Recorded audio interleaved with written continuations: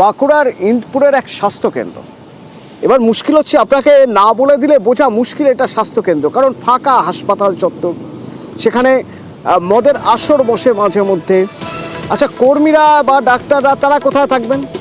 তাদের জন্য একটা কোয়ার্টার আছে, কিন্তু সে স্টাফ কোয়ার্টার আদৌ স্টাফ কোয়ার্টার কিনা সেটাও বলে না দিলে বোঝা মুশকিল। তার কারণ সেখানে এখন কাঠের গুদাম, গোয়াল ঘর, গরু চড়ে বেড়াচ্ছে। এই হলো ইন্দপুরের স্বাস্থ্যকেন্দ্রের হাল। আচ্ছা, স্থানীয়রা কি বলছেন? একটা সময় যখন প্রথম দিকের স্টেজটাতে ভালো ভালো ভালো ডাক্তার ছিল, খুব নামকরা ডাক্তার ছিল, এখন মানে সেই রকম আর ডাক্তার নেই, সেরকম চিকিৎসাও হয়নি। এখন কিছু না, এখন ঘরও ভেঙে গেছে, ডাক্তারও নাই, তাহলে এখন কিছু না, এখন ফাঁকা খোলা হয়ে গেছে, গরু বাছুর হ্যান ত্যান করছে আগে।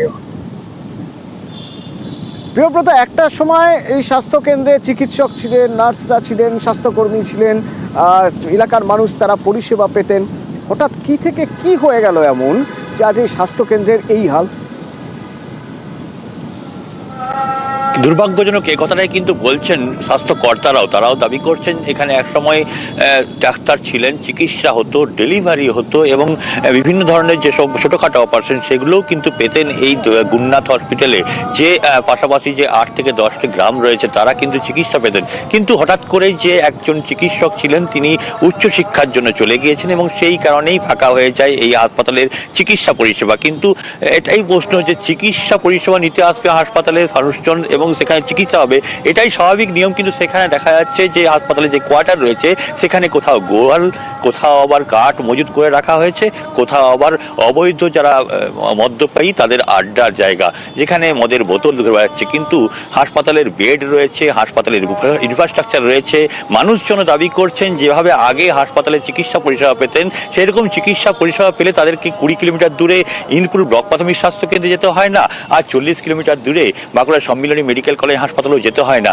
মুমূর্ষু যারা রোগী তারা এই সামান্য চিকিৎসক চলে গেছেন, তো কতদিন হলো গেছেন, কতদিন হলো এই অবস্থায় পড়ে রয়েছে এই স্বাস্থ্যকেন্দ্র? দেখো, 1 বছর আগে যে চিকিৎসক ছিলেন, একজন পার্মানেন্ট চিকিৎসক, তিনি চলে গিয়েছেন উচ্চশিক্ষা নিতে এবং তারপর থেকেই এই অচলাবস্থা। 1 বছর হয়ে গেল, এখন ওই চিকিৎসকের কোনো রিপ্লেসমেন্ট হলো না। সিএমওইচ কি বলছেন শুনুন। যে ডাক্তার ওখানে মেডিকেল অফিসার ওখানে পোস্টেড ছিল, তিনি পজিশনে চান্স পাওয়ার পরে চলে যাওয়ার পরে প্র্যাকটিক্যালি রিপ্লেসমেন্ট হয়নি, যার ফলে ডাক্তার ওখানে নেই। কিন্তু রিসেন্টলি ফার্মাসিস্টেরও পা ভেঙে যাওয়ার ফলে তিনিও অসুস্থ, ফলে তিনিও যেতে পারছেন না। সেটা আমরা বিএমওইচকেও বলেছি বা আমাদের সিএমওইচ সাহেব এবং স্বাস্থ্যমন্ত্রীও আমাদের জানানো হচ্ছে ডাক্তার মেডিকেল অফিসার যাতে ইমিডিয়েট দেওয়া যায়। পুলিশকেও আমরা বলছি যাতে ইমিডিয়েট এই ধরনের যদি কিছু হয়ে থাকে সেটা যেন ইমিডিয়েট ব্যাকেট করে দেয় বা এই ধরনের নিউসেন্স যাতে না ঘটতে পারে সেটার বন্দোবস্ত করে, সেটা তারা দেখবে। আর সাধারণ মানুষ যদি এইভাবে তাদের পরিষেবা থেকে বঞ্চিত হন তাহলে তা নিয়ে রাজনীতি তো হবেই, কারণ এটা তো রাজনীতির ইস্যু।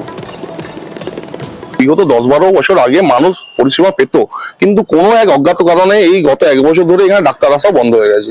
এরপর এখানে যে মানুষগুলো পরিষেবা কারা দিচ্ছে, হয়তো সপ্তাহে 1 দিন কি 2 দিন কোনো স্বাস্থ্যকর্মী বা আশাকর্মীরা এসে হয়তো তাদের পরিষেবা দিচ্ছে, কিন্তু এটা কি হওয়া দরকার আছে? মানুষ যাতে সঠিকভাবে পরিষেবা পায় সেটার দিকে নজর রাখুক।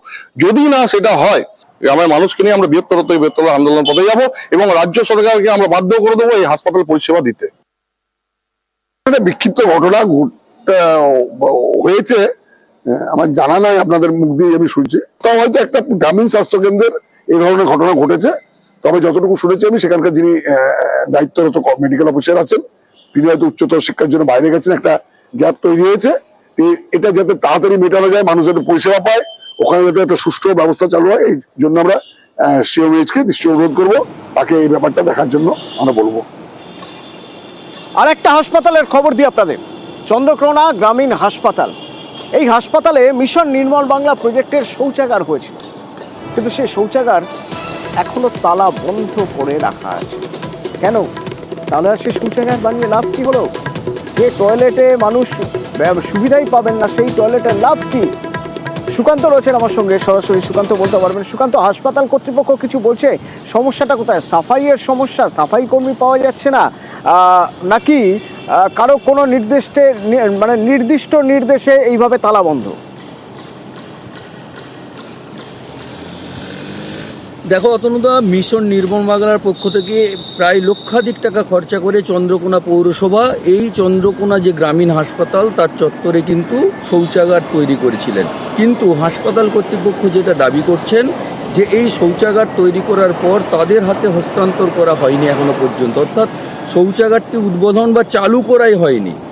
সেই নিয়েই কিন্তু সমস্যায় পড়েছেন রোগীর পরিজনেরা, কারণ এই 60 শয্যা বিশিষ্ট যে চন্দ্রকোনা গ্রামীণ হাসপাতাল, এই হাসপাতালের রোগীর চাপ থাকে সবসময়, এবং সেই রোগীর আত্মীয়রা কিন্তু তাদের বসার জন্য একটি প্রতীক্ষালয় করে দেওয়া হলেও তার পাশে যে মিশন নির্মল বাংলা লক্ষাধিক টাকা খরচা করে চন্দ্রকোনা পৌরসভা যে শৌচালয় তৈরি করছে সেটি দীর্ঘদিন তৈরি হয়ে পড়ে রয়েছে, কিন্তু সেটিকে এখনো চালু করা হয়নি।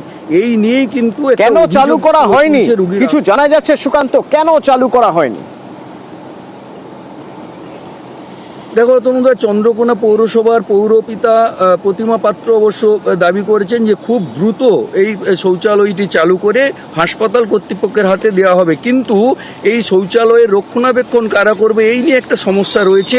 হাসপাতাল কর্তৃপক্ষ দাবি করছে তাদের কাছে সেই রকম কোনো স্টাফ নেই যে এই শৌচালয় রক্ষণাবেক্ষণ বা দেখাশোনার কাজ করবে, পৌরসভাকেই তার দায়িত্ব নিতে হবে। এখন দেখার কত দ্রুত পৌরসভা এই রক্ষণাবেক্ষণ সহ এই শৌচালয়টি চালু করে।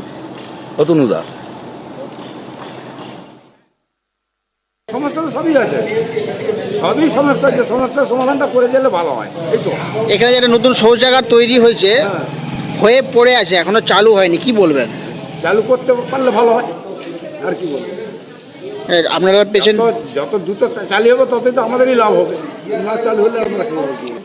এখানে কি কোনো শৌচাগার আছে হাসপাতালে? না না না, হাতে কিছু নাই, হাসপাতাল চত্বরে কিছু নাই। না তাহলে সমস্যা হলে তখন কি করতে, কোথায় যান? ছুটতে হবে, মাঠ দিয়ে ঘর দিয়ে চাল দিয়ে ছুটতে হবে, আর কি করা যাবে? পেশেন্টকে রেখে? হ্যাঁ বাধ্য, কিছু করার নাই। এখানে তো একটা শৌচাগার তৈরি হয়েছে, সেটা চালু হয়নি, বন্ধ হয়ে পড়ে আছে। হয়েছে কিন্তু চালু তো হয়নি, চালু যে কবে হবে তার এখন ঠিক নাই। পৌরসভা থেকে বেশ উন্নত মানের বাথরুম বা শৌচালয় বানানো হয়েছে, কিন্তু কিছু কারণের জন্য ঠিকঠাক হয়নি। এক হ্যান্ডওভার সংক্রান্ত একটা প্রবলেম চলছে, যে আমাদের হসপিটাল ঠিকঠাক কোনো হ্যান্ডওভার পায় না। এবার হ্যান্ডওভার পাওয়ার পরেও যে প্রবলেম সলভ হবে সেটা বলা যাচ্ছে না, কারণ সেটাকে মেনটেন করার মতো পর্যাপ্ত বা সাফিসিয়েন্ট স্টাফ আমাদের হসপিটাল থেকে এই মুহূর্তে দেওয়া সম্ভব নয়। রক্ষণাবেক্ষণ বলতে আমাদের দিক থেকে পর্যাপ্ত বা সাফিসিয়েন্ট স্টাফ নেই যে সেটাকে মেনটেন করা, ফলে সেই দায়িত্ব পৌরসভাকেই নিতে হবে। ভালো একটা আধুনিক টয়লেট ছিল না, তো যাই হোক আমরা এইসব চিন্তা ভাবনা করে আমরা ওখানে একটা আধুনিক ভালো একটা টয়লেট বানিয়েছিলাম। তো যাই হোক আমাদের ওটা কমপ্লিট হয়ে গেছে। তো ওখানে জনগণের কথা মাথায় রেখে আমরা ওটা খুব তাড়াতাড়ি ওটা ওপেন করে দেবো, এটা মাথায় রেখেছি। হসপিটাল কর্তৃপক্ষের সাথে আমরা কথা বলবো, বলে যাতে করে তাড়াতাড়ি এটা ওপেন করে দিতে পারি, আমরা সেই ব্যবস্থা নিয়েছি। আলু চাষিরা পড়েছেন মহা বিপদে, কারণ আলুর বীজের দাম প্রায় আকাশ ছোঁয়া, অনেকটা বেড়ে গেছে। এবার তারা কিভাবে আলু চাষ করবে? শুভদীপ রয়েছেন আমার সঙ্গে। শুভদীপ, একটু জানতে চাইব আলু বীজের দাম কতটা বেড়েছে এবং কত দিনের মধ্যে দামটা হঠাৎ করে এতটা বাড়লো, কিভাবেই বা বাড়লো? হ্যাঁ দেখো, এবারে আরামবাগ মহকুমার যে চাষিরা গত বন্যাতে ব্যাপক ক্ষয়ক্ষতির সম্মুখীন হয়েছিলেন, ধান প্রায় মাঠেতেই পচেছিল।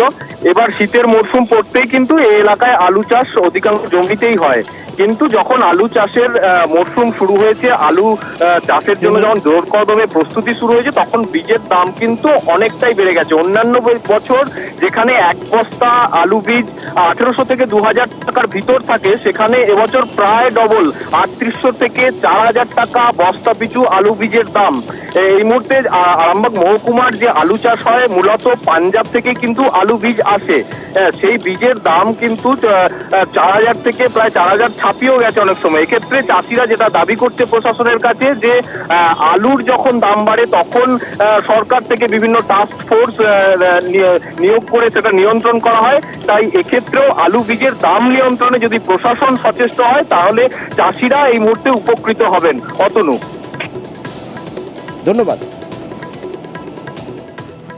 এখনো আলু বীজের দাম আছে 4000 টাকা বীজ বলছে, তাহলে কি করে চাষিরা চাষ করতে পারে? ঘরে কিছুই নাই, ছেলেদিকে কি খাওয়াবো তা জানি না, মাটিতে গেড়ে দিচ্ছি সব। আমাদের চাষিদের আলু যখন ওঠে একটু দাম চড়ে গেলে যেমন নিমন্ত্রণ করে, তাহলে এখন সে হচ্ছে এই যে বীজ আলুটা 60টা কালো বাজারি থেকে কিনতে হচ্ছে, এটা কেন নিয়ন্ত্রণ হচ্ছে না? অতএব আমি সরকারের কাছে আবেদন করব, বীজ আলুটাও যাতে নিয়ন্ত্রণে হয় বা চাষিরা ঠিকঠাক দামে বসাতে পারে। কৃষকদের পাশে আমরা সবসময় চেষ্টা করি থাকার। আর এই আলু বীজ যে দামটা সত্যিই বেশি, এবং আমাদের এখানে চাষিদের যে অসুবিধা হচ্ছে, আমরাও সেই খোঁজ খবর গুলো আমরা আমাদের ঊর্ধ্বতম যারা কর্তৃপক্ষ আছে তাদেরকে আমরা জানাচ্ছি। আলু বীজের ব্যাপারে কোনো রকম কালোবাজারি যাতে না হয় সেগুলো আমরা লক্ষ্য নজর রাখছি। যেগুলো সেরকম যদি কোনো রকম হয় কিছু, সেগুলো আমরা নিশ্চিতভাবে পদক্ষেপ নেব।